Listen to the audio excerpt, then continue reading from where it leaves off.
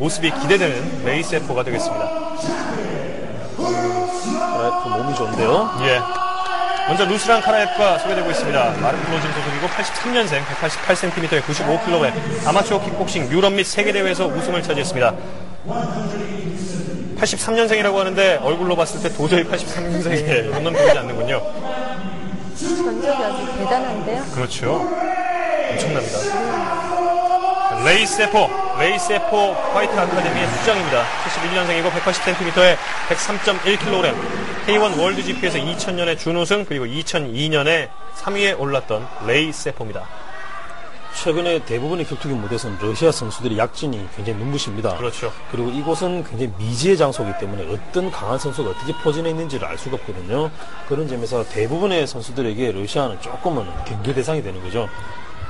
복싱에서도 헤비급 챔피언이 나왔고, 네. 그리고 종합격투 쪽에서는 거의 타의 추종을 불과하죠. 그렇습니다. 에밀리아넨코 페도르라든지 그의 동생 알렉산더라든지 세르게이라든지 대부분이 러시아 쪽이죠. 그렇죠.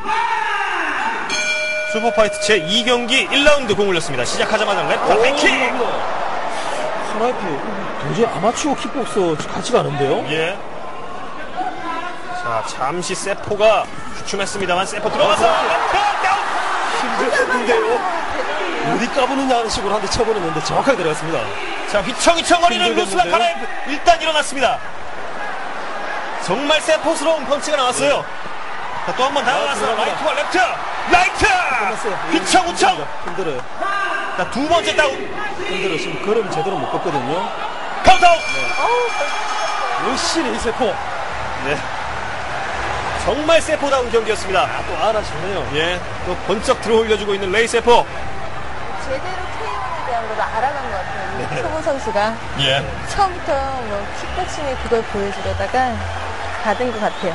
한 번 공격 괜찮았거든요. 네, 처음에. 특히 처음에 나왔던 킥도 괜찮았고 두 번째 움직임도 상당히 좋았는데 레이세포가 불안감을 통해서도 눈치채지 못한 만큼 어느새 앞에 가서 훅을 휘둘러 버렸는데 거기서 잘해서 무너져 버렸죠. 예.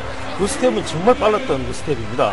번개 같은 그런 펀치, 또 스텝을 보여줬던 레이세포였습니다. 1라운드 37초 걸렸네요.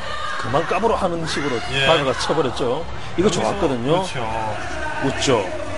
웃다가 이제 들어가서 경기 끝장내버립니다. 자, 이거 보죠. 예, 순간적으로 대단해요. 근접해버렸습니다. 아하!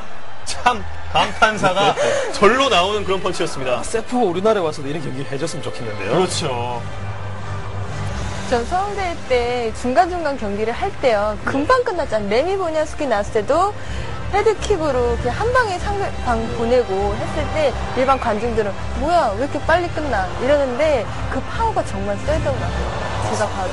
1초 걸렸죠? 예, 그때? 대단해요. 근데 그게 그냥 나오는 거 아니잖아요. 선수들이 얼마나 노력을 했겠어요. 예.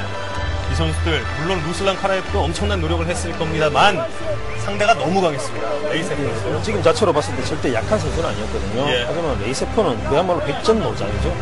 자, 이번 해에 레이세포 정말 기대가 되는데요. 네, 이 정도 움직임을 연말